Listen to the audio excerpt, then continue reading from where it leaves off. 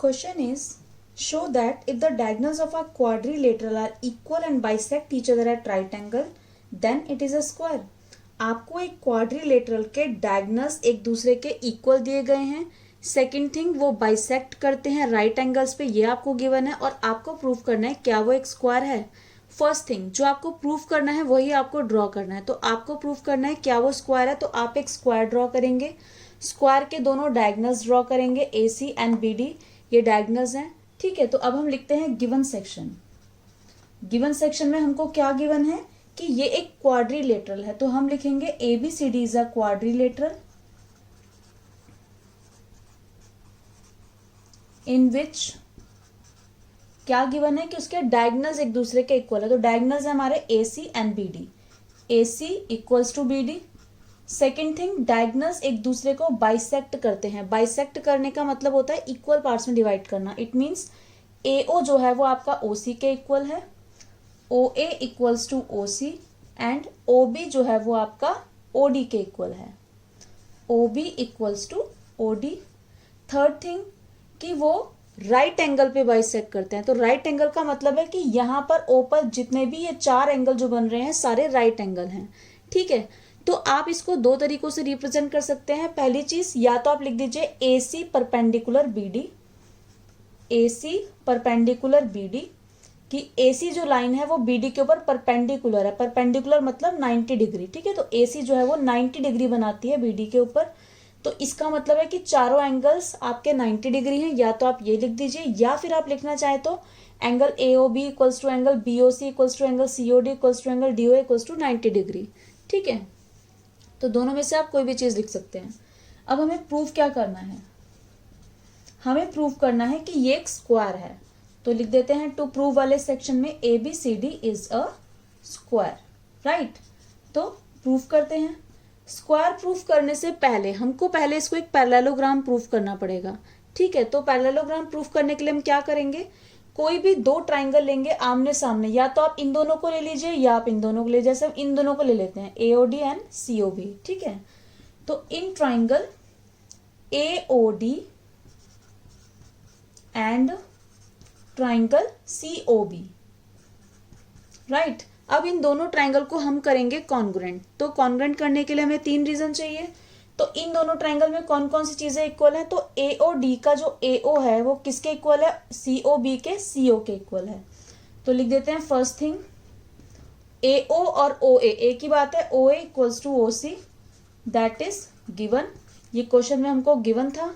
ठीक है, second thing, ये angle this one equals to this, ये जो एंगल आमने सामने वाले, इसको 1 दे देते हैं, इसको 2 दे देते हैं नाम. ठीक है, तो लिख देते हैं एंगल 1 इक्वल्स टू एंगल 2.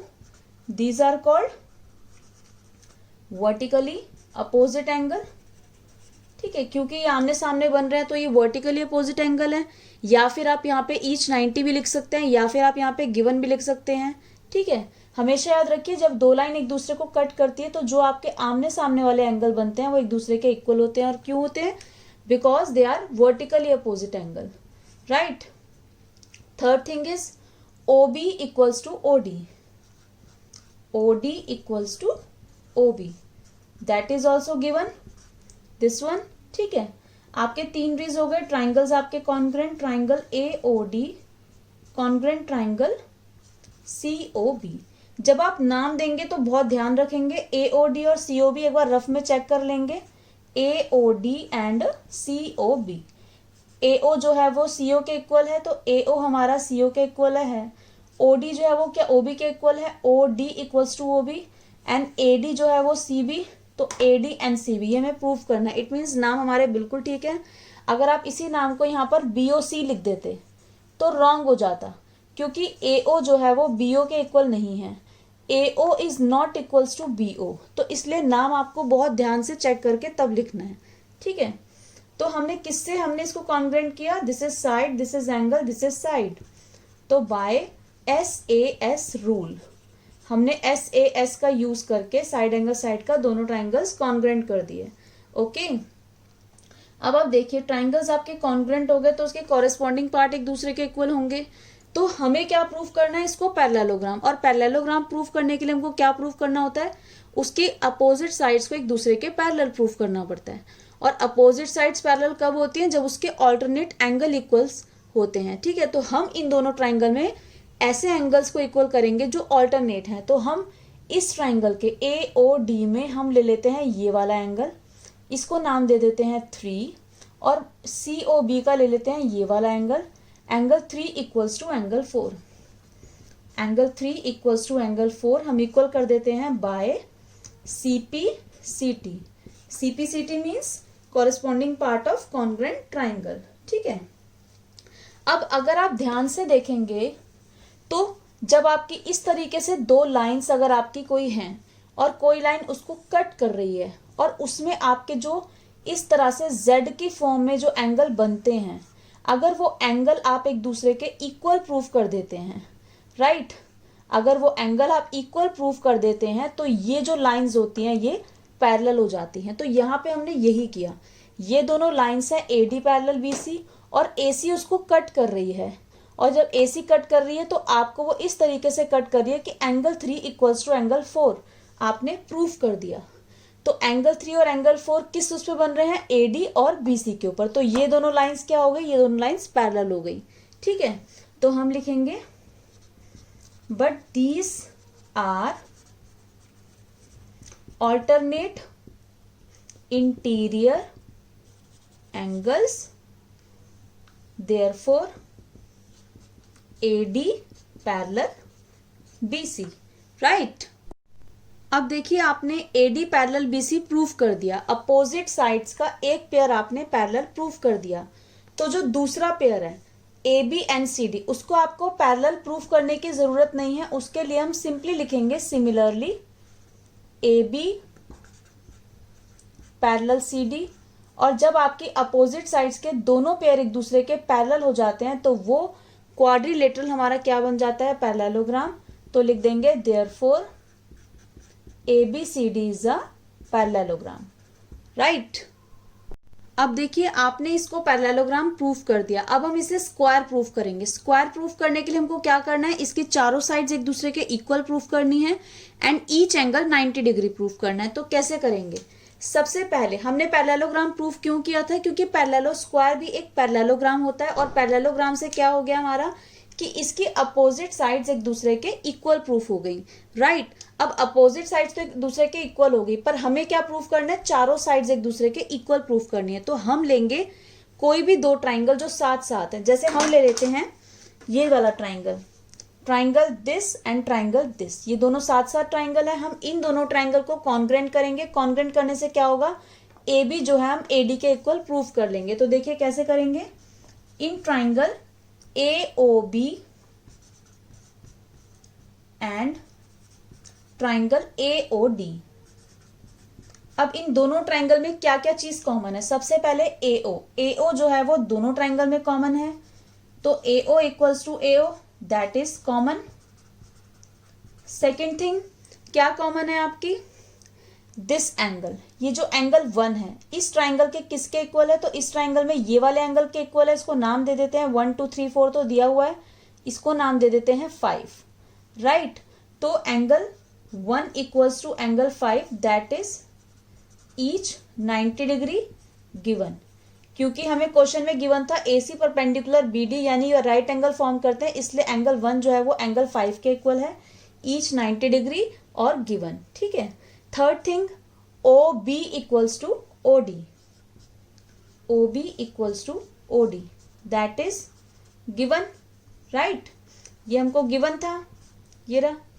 अब आपके ट्राइंगल्स क्या हो गए? ट्राइंगल्स हो गए congruent, therefore triangle AOB congruent triangle AOD। ये ट्राइंगल किससे कॉन्ग्रुएंट हुए? Side angle side. तो by SAS rule triangles are congruent. जब ट्राइंगल्स कॉन्ग्रुएंट हो गए तो उनके कॉरेस्पॉन्डिंग एंगल्स और कॉरेस्पॉन्डिंग साइड्स एक दूसरे के इक्वल होंगी। तो देयरफॉर इस ट्राइंगल का जो AB है वो किसके इक्वल हो जाएगा? उस ट्राइंगल के AD के इक्वल हो जाएगा। AB equals to AD, right. और इसका रीजन क्या देंगे? By CPCT। CPCT means corresponding part of congruent triangle. अब आपने सीपीसीटी से इसकी एडजेसेंट साइड एक दूसरे के इक्वल प्रूफ कर दी, इसको दे देते हैं नंबर 1। ठीक है, अब हम लिखते हैं since ABCD is a parallelogram, क्योंकि ये एक पैरेललोग्राम है, ये हम प्रूव कर चुके हैं, तो ब्रैकेट में लिख देते हैं प्रूव्ड अबव। देयरफॉर आपका जो है AB किसके इक्वल होगा, AB होगा उसके सामने वाली साइड CD के इक्वल, क्योंकि पैरेललोग्राम के अपोजिट साइड एक दूसरे के इक्वल होती हैं। एंड AD किसके इक्वल होगा, AD होगा सामने कौन सी साइड है, BC, BC के इक्वल। क्यों इक्वल होंगे, क्योंकि इसका रीजन है opposite sides of a parallelogram are equal. Parallelogram के अपोजिट साइड एक दूसरे के इक्वल होती हैं, इसको दे देते हैं number 2।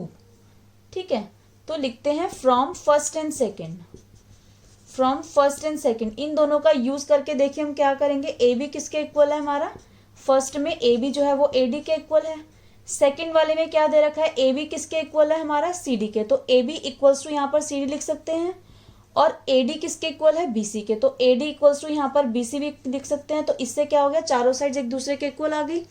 AB equals to BC equals to CD equals to AD, और जब ये आपकी चारों साइड्स इक्वल आ गई, यानी आपने एडजेसेंट साइड इसकी इक्वल प्रूफ कर दी, राइट। अब देखिए आपने चारों साइड्स एक दूसरे के इक्वल प्रूफ कर दी। ये तो प्रॉपर्टी आपने एक स्क्वायर प्रूफ करने की, उसकी एक प्रॉपर्टी आप प्रूफ कर चुके हैं, चारों साइड एक दूसरे के इक्वल। अब स्क्वायर के लिए हमको क्या प्रूफ करना है, ईच एंगल 90 डिग्री। तो अब क्या करेंगे, अब हम लेंगे दो ट्राइंगल जो एक ही बेस से बन रहे हैं। जैसे AB के ऊपर कौन सा ट्राइंगल बन रहा है, ABD एंड ABC। अगर मैं इसको अलग करके दिखाऊं तो ये इस तरीके से है, ABD ABD यानी दिस ट्राइंगल, एंड ABC यानी दिस ट्राइंगल। हम इन दोनों ट्राइंगल्स को कॉन्ग्रुएंट करेंगे, तो लिखते हैं in triangle ABD and triangle BAC, right. अब आप देखिए दोनों ट्राइंगल में क्या क्या चीज कॉमन है। AB जो है वो दोनों ट्राइंगल में है, AB common, AB equals to AB, that is common, right. Second thing, AD जो है वो हमारा BC के इक्वल है, AD इक्वल्स टू BC। इसका रीजन क्या लिखेंगे, इसका रीजन आप लिख सकते हैं अपोजिट साइड्स ऑफ पैरेललोग्राम, क्योंकि हम इसको पैरेललोग्राम प्रूव कर चुके हैं। तो आप लिख सकते हैं opposite sides of parallelogram. Opposite sides of parallelogram एक दूसरे के इक्वल होती हैं, तो ये इसका रीजन है। या फिर आप लिख सकते हैं प्रूव्ड अबव, कि आप इसको प्रूव कर चुके हैं, ठीक है। Third thing is BD equals to AC, ठीक है, BD equals to AC, that is given, क्योंकि हमें क्वेश्चन में गिवन था कि डायगोनल्स एक दूसरे के इक्वल हैं, जो हमने गिवन सेक्शन में लिखा भी था, BD इक्वल्स टू AC। अब आपके तीन रीजन हो गए। ट्राइंगल्स आप कॉन्ग्रुएंट कर लीजिए, triangle ABD congruent triangle BAC। आपने तीनों साइड का यूज किया SSS, तो बाय SSS रूल। अब जब आपने ट्राइंगल्स कॉन्ग्रुएंट प्रूफ कर दिए, तो उनके कॉरेस्पॉन्डिंग पार्ट एक दूसरे के इक्वल प्रूफ करेंगे। तो देयरफॉर अब यहाँ पे इन दोनों ट्राइंगल में हम क्या चीज लेंगे, ये angle, angle A and angle B, this angle. तो यहाँ पे एंगल देखो, एंगल A इस फिगर में हमने 3 और इस तरह से पार्टीशन, तो आप यहाँ पे नाम ऐसे दीजिएगा DAB एंड CBA, राइट। तो लिखेंगे एंगल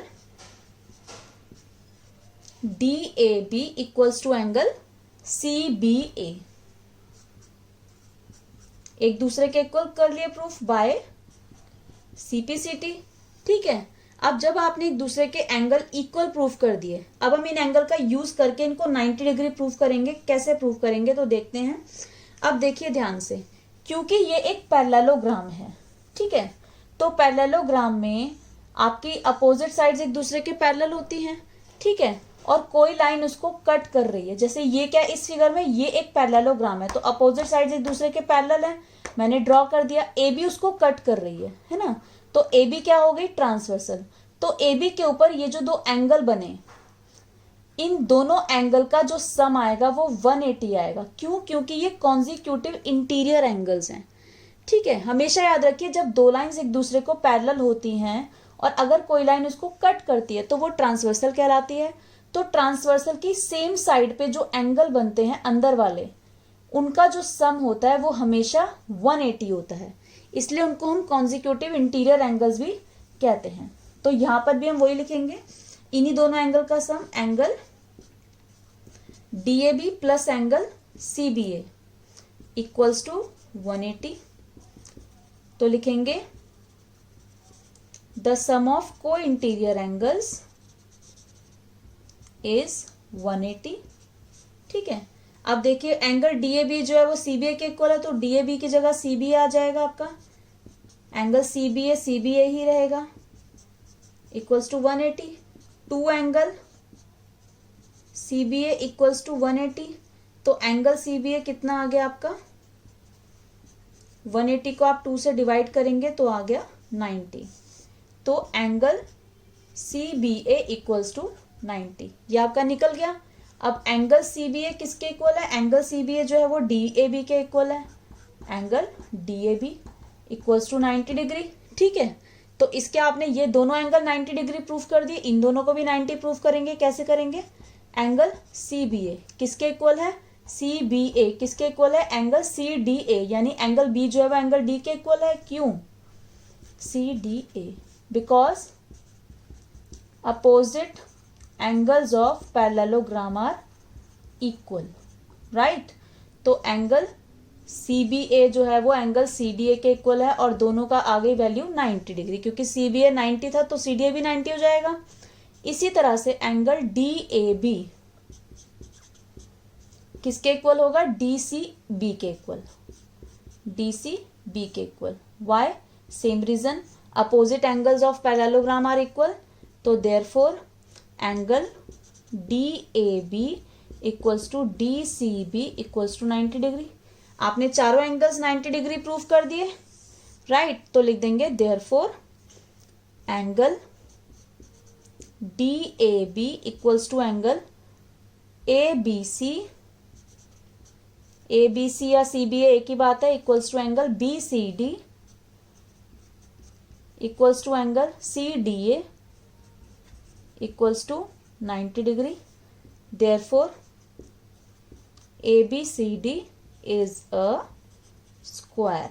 स्क्वायर आपने प्रूफ कर दिया, आपने दोनों चीजें प्रूफ कर दी, इसकी एडजेसेंट साइड एक दूसरे के इक्वल प्रूफ कर दी, और आपका ईच एंगल क्वाड्रिलेटरल का आपने 90 प्रूफ कर दिया, तो उससे क्या प्रूफ हो गया, it is a square, hence proved.